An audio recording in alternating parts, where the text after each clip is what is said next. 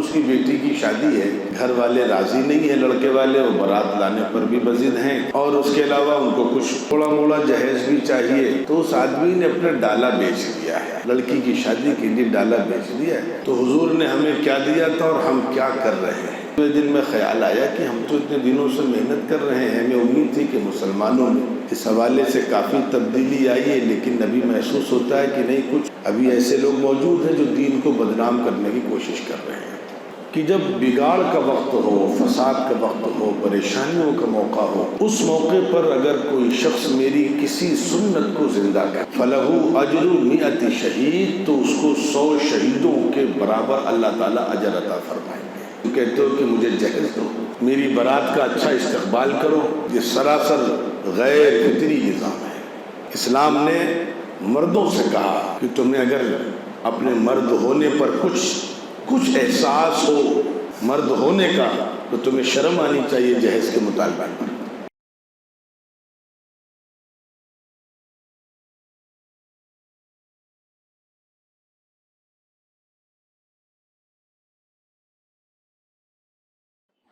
الحمد للہ رب العالمین، والصلاة والسلام علی سید المرسلین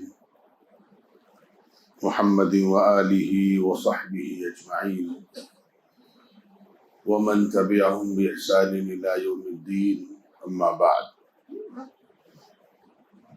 اعوذ باللہ من الشیطان الرجیم، بسم اللہ الرحمن الرحیم۔ وَيَضَعُ عَنْهُمْ إِصْرَهُمْ وَالْأَغْلَالَ الَّتِي كَانَتْ عَلَيْهِمْ، صدق اللہ العظیم۔ رب اشرح لي صدری ويسر لي أمری، سبحانك لا علم لنا إلا ما علمتنا إنك أنت العليم الحكيم۔ سبحان ربك رب العزة عما يصفون وسلام على المرسلين والحمد لله رب العالمين۔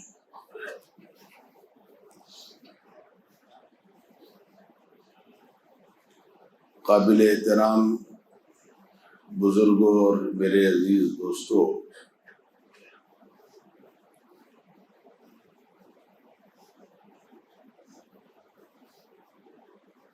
اللہ رب العزت نے ہمیں جو دین دیا ہے، یہ مکمل نظام حیات ہے، زندگی گزارنے کا مکمل طریقہ، دنیاوی اعتبار سے بھی اور اخروی اعتبار سے بھی اسے دین کہتے ہیں۔ اس دین کی کئی خصوصیات ہیں جو اللہ کرے کہ ہمارے سمجھ میں آ جائیں۔ ایک خصوصیت تو یہ ہے کہ یہ دین فطری دین ہے، دین فطرت ہے۔ دین فطرت کا مطلب یہ ہے کہ جو چیز انسان کی فطرت میں ہے اس کو اللہ نے دین بنا دیا ہے۔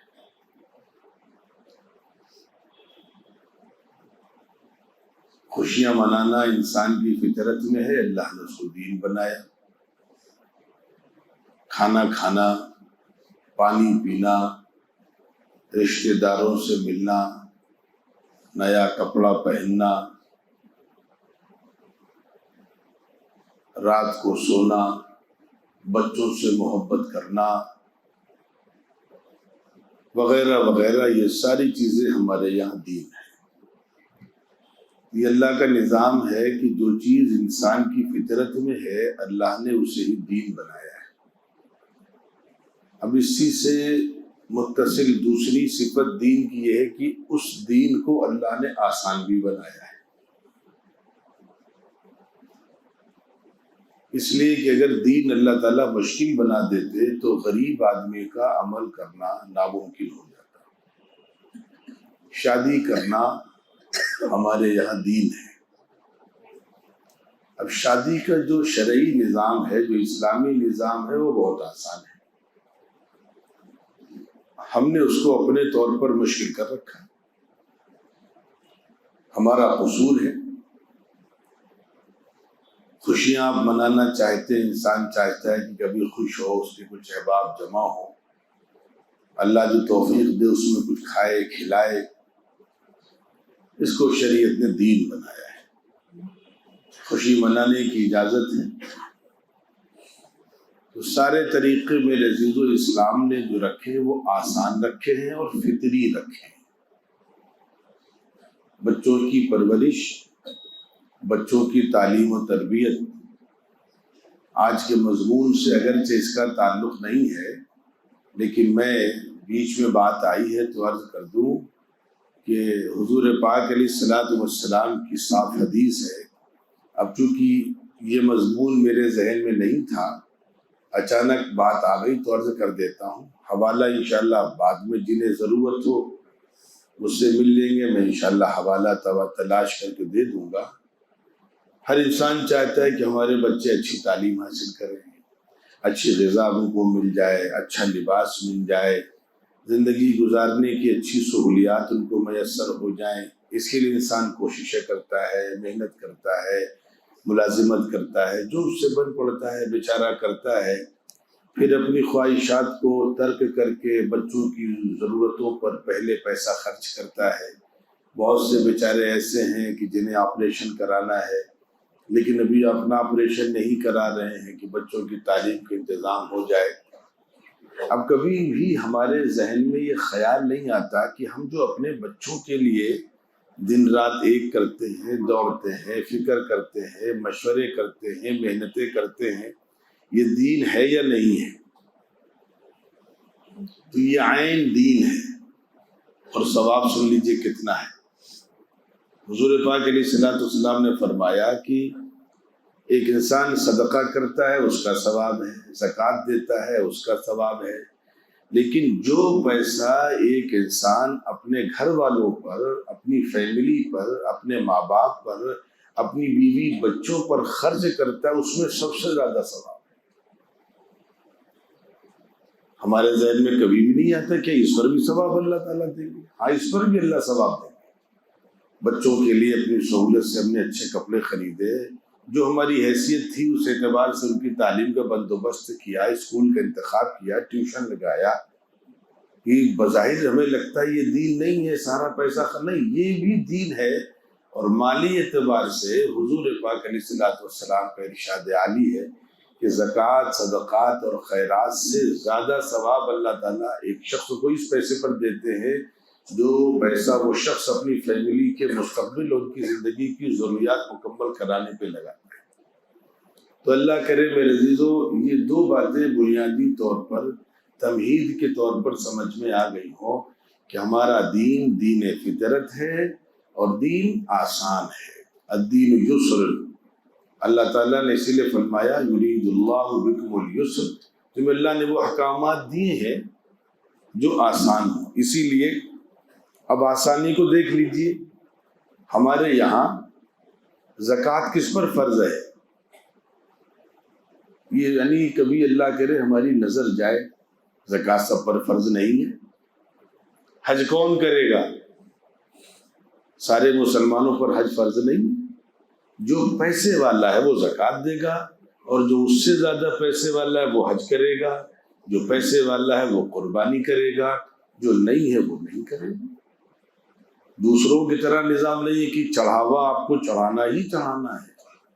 دادا مر گئے تو تیجا کرنا ہی کرنا ہے، چاہے قرضہ لے کر کے آؤ چاہے جیسے کرو. جب تک تیجا نہیں کرو گے تمہارے دادا کی بخشش نہیں ہوگی. یہ انسانی اللہ کا نظام ہے کہ اللہ نے اپنے بندوں کے لیے آسانیاں رکھی. اسی لیے میں بات کو ذرا پھیلانا نہیں چاہتا، صرف مثال دے رہا ہوں. جو چیز انسان کی ضرورت کے لیے جتنی زیادہ اہم ہے زندگی کے لیے، اللہ نے اس کو آسان کر رکھا ہے. ایک انسان بغیر کپڑے کے زندہ رہ سکتا ہے لیکن بغیر ہوا کے نہیں رہ سکتا، بغیر پانی کے نہیں رہ سکتا، سورج کی گرمی کے بغیر نہیں رہ سکتا. اس کو اللہ نے آسان کر رکھا ہے. بغیر پیسے کے، بغیر محنت کے آپ جہاں جائیں وہاں چیزیں میسر ہوں. تو اللہ کرے میں نے جو مختصر سی تمہید رکھی وہ صرف اس وجہ سے رکھی کہ خدا کے واسطے جو چیزیں ہمیں دی گئی ہیں وہ فطری ہیں اور وہ چیزیں آسان بھی ہیں۔ اب آ جائیے، میں جس مضمون کی طرف آپ کو لے چلنا چاہ رہا تھا، حضور پاک علیہ الصلوۃ والسلام نے فرمایا شادی کرو، شادی پیغمبروں کی سنت ہے، لیکن شادی کے سلسلے میں کئی ہدایات دی اور فرمایا کہ برکت کے اعتبار سے سب سے اچھا نکاح کون سا ہے، اس کی بھی وضاحت کر دی۔ اللہ تعالیٰ کے یہاں سب سے زیادہ بابرکت نکاح کون سا ہے؟ حضور پاک علیہ الصلوۃ والسلام نے فرمایا جو سب سے زیادہ آسان، ایسرہ مؤونۃ، جس میں کم سے کم پیسہ خرچ ہو، اللہ کی نظروں میں وہ سب سے زیادہ بابرکت ہے۔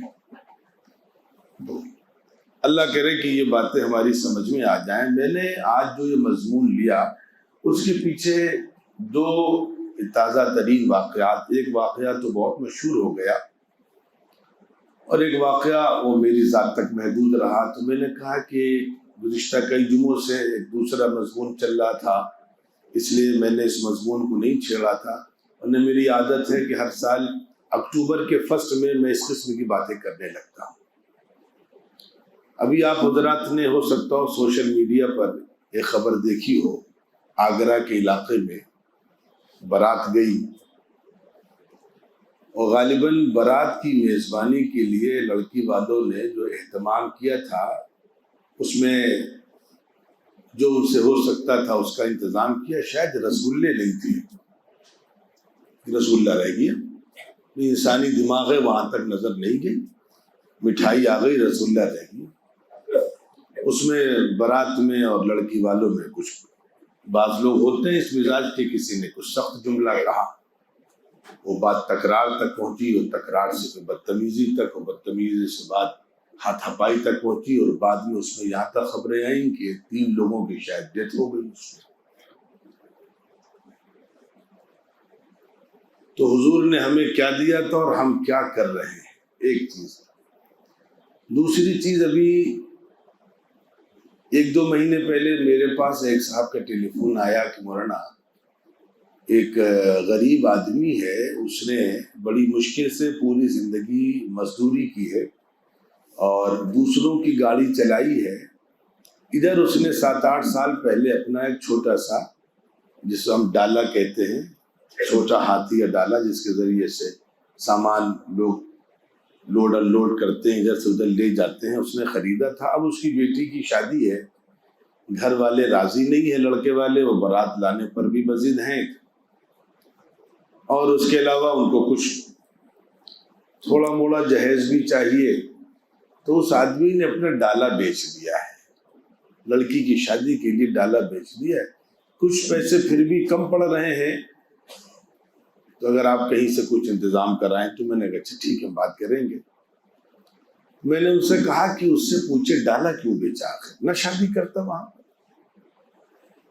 تو اس نے بتلایا کہ اس کی بچی کی جو عمر ہے، اس کے خاندان میں، اس کے تعلق میں، اس عمر کی تقریباً تمام بچیوں کی شادیاں ہو چکی ہیں اور کئی سال پہلے ہو چکی ہیں، اور اب تک اسی بنیاد پر اس نے کئی رشتے چھوڑ دیے کہ بھائی ہماری یہ حیثیت نہیں ہے کہ ہم یہ کر سکیں۔ اب وہ بیمار بھی رہنے لگا، اسے خطرہ ہوا کہ ایسا نہ ہو کہ میری زندگی کو کچھ ہو جائے اور میری بچی کا گھر آباد نہ ہو، تو اس نے مجبوراً اپنا فیصلہ کیا۔ بچی کی عزت آبرو کا مسئلہ بھی ہے اور گھر کی آبادی کا مسئلہ بھی ہے، اس لیے اس نے سوچا کہ ٹھیک ہے مزدوری کر لیں گے، لیکن کسی طریقے سے بچی کو رخصت کر دیا جائے۔ یہ بات جب میرے پاس آئی تھی تو میرے دل میں خیال آیا کہ ہم تو اتنے دنوں سے محنت کر رہے ہیں، ہمیں امید تھی کہ مسلمانوں میں اس حوالے سے کافی تبدیلی آئی ہے، لیکن ابھی محسوس ہوتا ہے کہ نہیں، کچھ ابھی ایسے لوگ موجود ہیں جو دین کو بدنام کرنے کی کوشش کر رہے ہیں۔ یہ میں تمہید اور یہ چھوٹے چھوٹے 2 آپ کے سامنے جو حادثات ہوئے وہ میں نے آپ کے سامنے رکھے۔ اب میں یہاں پر ان حالات کے لیے ایک حدیث یاد آئی مجھے کہ حضور پاک علیہ الصلوۃ والسلام نے ایک بڑا عجیب و غریب جملہ ارشاد فرمایا ہے۔ حضور پاک علیہ الصلوۃ والسلام نے فرمایا من احیا سنتی کہ جب بگاڑ کا وقت ہو، فساد کا وقت ہو، پریشانیوں کا موقع ہو، اس موقع پر اگر کوئی شخص میری کسی سنت کو زندہ کرے، فَلَهُ أَجْرُ مِئَةِ شہید، تو اس کو 100 شہیدوں کے برابر اللہ تعالیٰ اجر عطا فرمائیں گے۔ سنتیں سب ہیں، سب محترم ہیں، لیکن بعض سنتیں بعض حالات کے پس منظر میں کچھ زیادہ اہم ہو جاتی ہیں۔ ان حالات میں حضور پاک علیہ الصلوۃ والسلام نے ہمیں اتنا آسان نظام دیا، اور اللہ تعالیٰ حفاظت فرمائے کہ ہم نے اس نظام کو کتنا مشکل کر دیا ہے۔ میں فطری مسئلہ اللہ کرے سمجھا لوں پہلے، پھر آگے باتیں کروں۔ ہمارے یہاں یہ جو شادیوں کا نیا نظام چل پڑا ہے، یہ خالص غیر اسلامی تہذیب ہے، اس کا اسلامی تہذیب سے کوئی تعلق نہیں۔ مجھ سے بہت سے لوگ ناراض ہیں، میں بھی مجبور ہوں، محبت میں دعوت دیتے ہیں۔ کئی مرتبہ ایسا ہوا کہ میں دروازے سے واپس آ گیا۔ میں گیا، چونکہ حضور کا حکم ہے کہ جو شخص ولیمے کی دعوت نہ قبول کرے وہ سخت گنہگار ہے، تو میں نے دعوت قبول کی اور میں گیا، اور میں وہاں سے واپس آ گیا، اس لیے کہ حضور نے کیا کہا تھا اور حالات کیسے ہیں اور ہم کیا کر رہے ہیں۔ جہاں سے میں نے بات شروع کی تھی، پہلے اس بات کو اور ذرا سا ایک لاجک کے ذریعے آپ کے سامنے رکھنے کی کوشش کروں۔ وہ لوگ جو میری عمر سے تھوڑا سا بڑے ہیں وہ میری بات سمجھیں گے، جو میری عمر کو نہیں پہنچے ہیں، چھوٹے ہیں، ہو سکتا ہو انہیں بعد میں وہ بات سمجھ میں آئے، ابھی سمجھ میں آئے نہ آئے، ممکن ہے۔ شادی جب ہوتی ہے تو بہرکیف لڑکے والے بھی خوش ہوتے ہیں اور لڑکی والے بھی خوش ہوتے ہیں، لیکن اسلام نے سارا نظام، سارا خرچہ لڑکے والوں پر رکھا ہے، لڑکی والوں پر کوئی خرچ نہیں رکھا۔ میں نے شروع میں کہا تھا اسلام فطری مذہب ہے۔ اب دین کو کنارے تھوڑی دیر کے لیے رکھیے، خالص اپنی عقل سے آپ سوچئے ذرا سا کہ یہاں جو ایک سسٹم دیا اسلام نے، اس کو ہم کس طریقے سے فطری مانتے ہیں۔ میں نے چونکہ اپنی کئی بہنوں کو رخصت کیا ہے، ہوش و حواس کی عمر میں رخصت کیا ہے، بچوں کی شادی کا مسئلہ تو ابھی نہیں شروع ہوا ہمارے یہاں، تو جن حضرات نے بیٹیوں کو یا بہنوں کو رخصت کیا، میں ان سے ایک بات پوچھنا چاہتا ہوں کہ آخر اسلام نے ایسا نظام کیوں رکھا؟ اسلام نے ایسا نظام میرے عزیز رکھا کہ جب شادی ہوتی ہے تو لڑکی کے گھر والے بظاہر خوش رہتے ہیں، لیکن اندر سے وہ ٹوٹے ہوئے ہوتے ہیں۔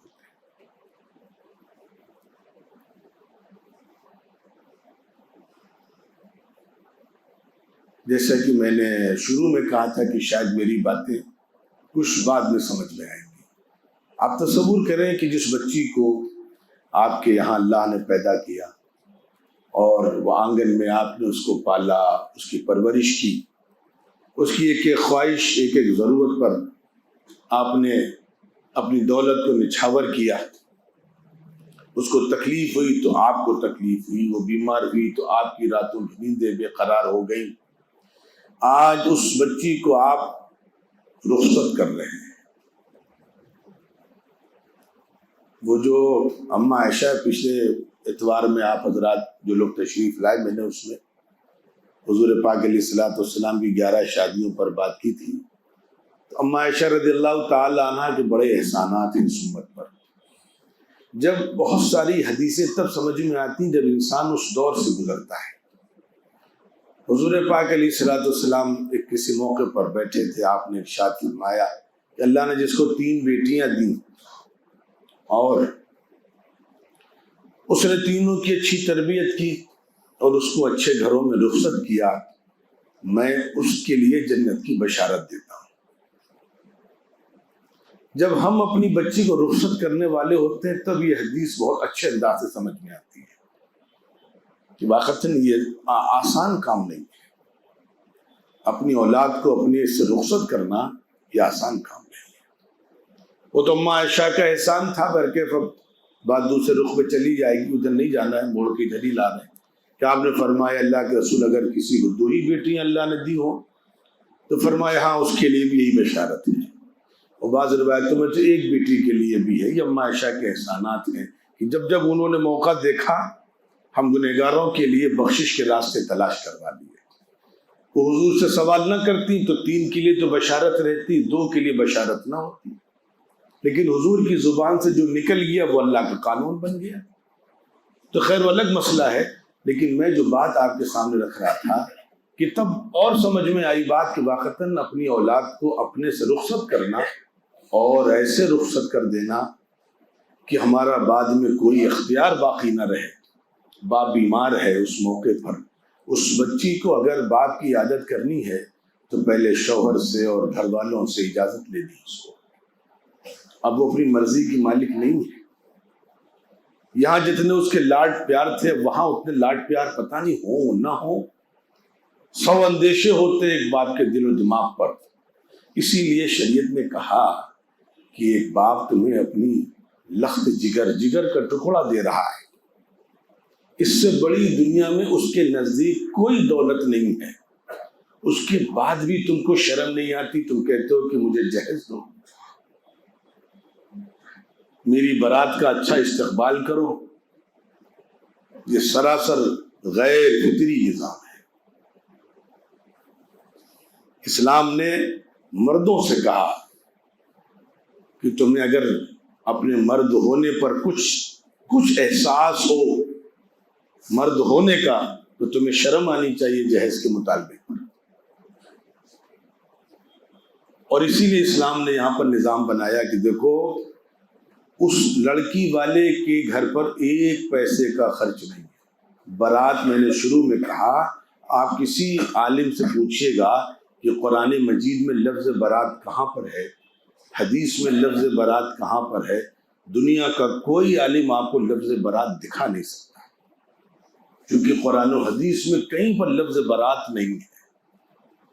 جو ہمارے یہاں خالص ہندوانہ تہذیب داخل ہو گئی ہے، تو شریعت اسی لیے کہتی ہے کہ بھیا تمہیں شرم نہیں آتی۔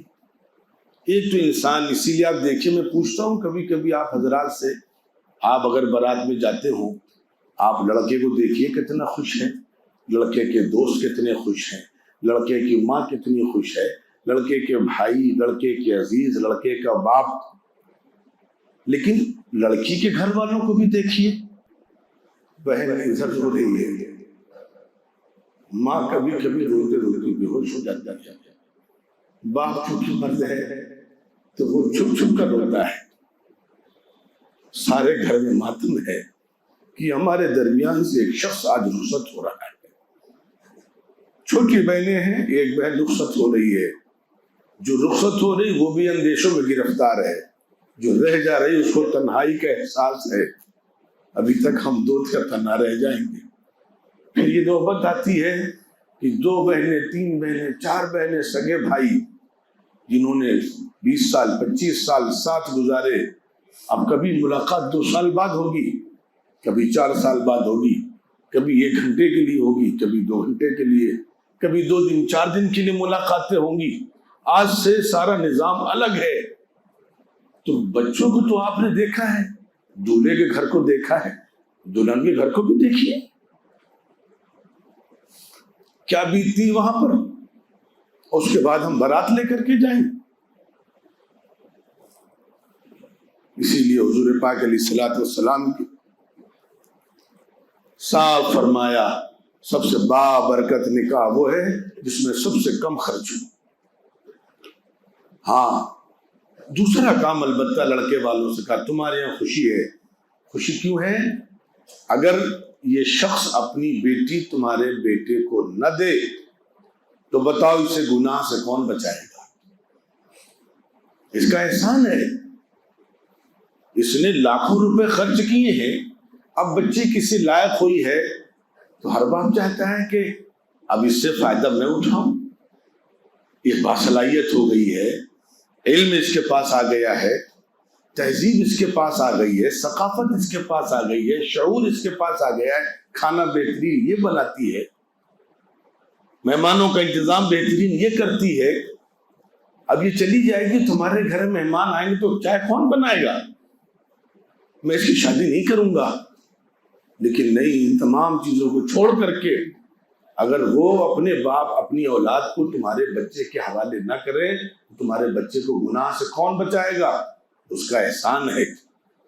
پھر تمہارے گھر میں ایک فرد کا اضافہ ہو رہا ہے، اس کا گھر خالی ہو رہا ہے، پھر تمہارے یہاں نسلیں چلیں گی، اس کا نام نہیں لکھا جائے گا۔ اس بچی سے جو اولادیں پیدا ہوں گی اس میں تمہارا نام چلے گا، اس کا نام نہیں چلے گا۔ تو صحیح معنوں میں تو خوشی تمہارے یہاں ہے، تم ولیمہ کرو، تم بچی کو مہر دو، تم اس سے جہیز کا، اس سے اچھی بارات کا، بارات کی ضیافت کا مطالبہ کر رہے ہو، یہ سراسر ظلم ہے۔ اور اللہ کرے بات سمجھ میں آ گئی ہو کہ اسلام فطری مذہب ہے، اسے فطری اصول بنائے اسلام۔ لڑکی والوں سے کہا تم پہ کچھ نہیں ہے، اور آج بھی اللہ کا شکر ہے کہ ایسے لوگ ہیں اس وقت، لیکن بہت کم ہیں۔ ضرورت اس بات کی ہے کہ ایسے لوگ آگے آئیں۔ مجھے جب کوئی شخص دعوت نہیں دیتا ہے تو میں بہت خوش ہوتا ہوں کہ چلو کم از کم بھیڑ میں ایک آدمی تو کم ہوا، اور میرے ساتھ بھی مجبوری ہے، میں کہاں کہاں جاؤں۔ ادھر ابھی کئی دن ایسے آئے کہ کسی دن 3 شادیاں، کسی دن 4 شادیاں، کسی دن 5 شادیاں۔ میں ایک انسان ہوں، کہاں جا سکتا، لیکن بات آپ کو بتلا رہا ہوں، اتنا آسان اتنا آسان اتنا آسان کہ میں بات کو سمجھانے کے لیے کہہ رہا ہوں، جتنی محبت ہمیں اپنی والدہ اپنی اماں سے ہے اور جتنی محبت اپنے باپ سے ہے، اس سے زیادہ محبت حضرات صحابہ حضور پاک علیہ الصلوۃ والسلام سے کیا کرتے تھے۔ حضرات صحابہ، میں نے بس محبت ہم کو بھی وہی کرنی ہے لیکن ہم نہیں کر پاتے ہیں، لیکن حضرات صحابہ نے کر کے دکھلایا۔ اس سے زیادہ محبت حضرات صحابہ کو حضور پاک علیہ الصلوۃ والسلام سے تھی، اور ایک بہت بڑے صحابی ہیں، آپ نے ان کا نام سنا ہوگا،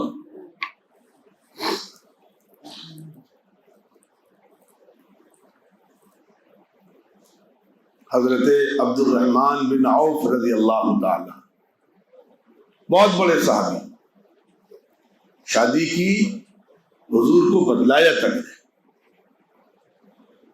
حضور پاک علیہ الصلوۃ والسلام کی ایک روز نظر پڑی، عرب میں کچھ رواج تھا، کچھ خاص قسم کی خوشبو استعمال ہوتی تھی شادیوں کے موقع پر، کبھی کبھی اس کے اثرات کپڑوں پر بھی آ جاتے تھے۔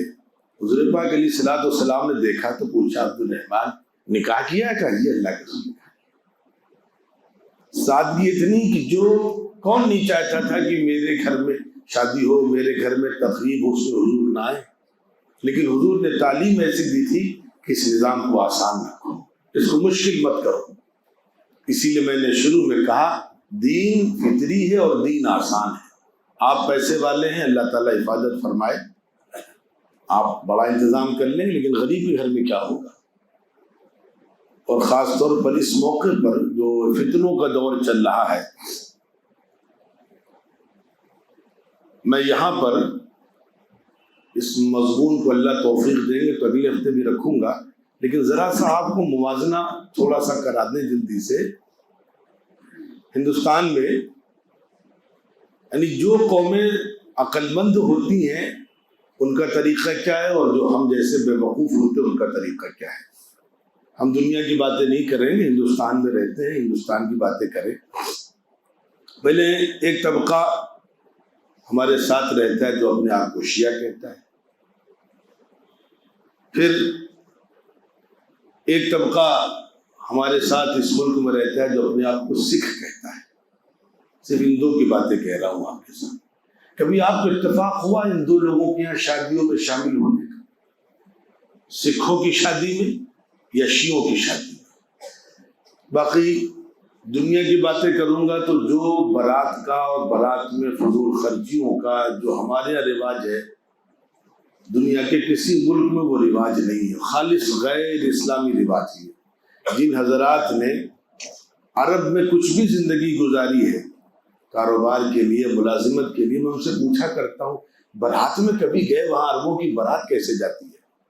کہتے پتہ ہی نہیں چلتا، ولیمے کی دعوت ملتی، بارات کب گئی کبھی بس اطلاع ملتی فلاں کی شادی ہے، 4 لوگ چلے جاتے ہیں، نکاح کر کے چلے جاتے ہیں، ولیمہ ٹھیک ٹھاک کرتے ہیں، ولیمے ہم لوگوں کو بلاتے ہیں، اور یہ شریعت کا حکم ہے کہ ولیمہ ٹھیک ٹھاک کرو، اسراف وہاں پر بھی نہ ہو، فضول خرچی وہاں پر بھی نہ ہو۔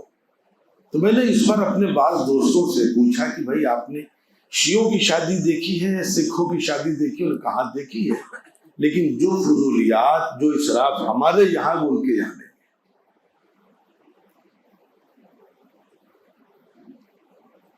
اسی لیے ملک ایک ہی ہے، ہم اپنے آپ کو اقلیت کہتے ہیں، وہ بھی ہماری طرح اقلیت میں ہیں، لیکن ہم سے آپ سے کہیں زیادہ مضبوط ہے، چونکہ انہیں پتہ ہے پیسہ کہاں پر خرچ کرنا ہے اور پیسہ کہاں نہیں خرچ کرنا ہے۔ اس لیے میرے عزیزوں، میرے بزرگوں، آج کے جمعے میں آپ سے پہلی گزارش کی خدا کے واسطے، دین کی جو میں نے 2 بنیادی صفات بتلائی ہیں کہ دین فطری ہے اور دین آسان ہے، کہ جتنے اصول بتلائے دین نے وہ فطری اصول بتائے۔ اللہ کرے کہ ہم شادیوں کو بھی فطری اعتبار سے اور حضور کے ارشاد کے مطابق آسانیوں سے کرنے والے بنے۔ اللہ تعالیٰ سے امید ہے کہ انشاءاللہ اگلے ہفتے میں اس موضوع کو پھر رکھنے کی کوشش کروں گا۔ والسلام علیکم ورحمۃ اللہ وبرکاتہ۔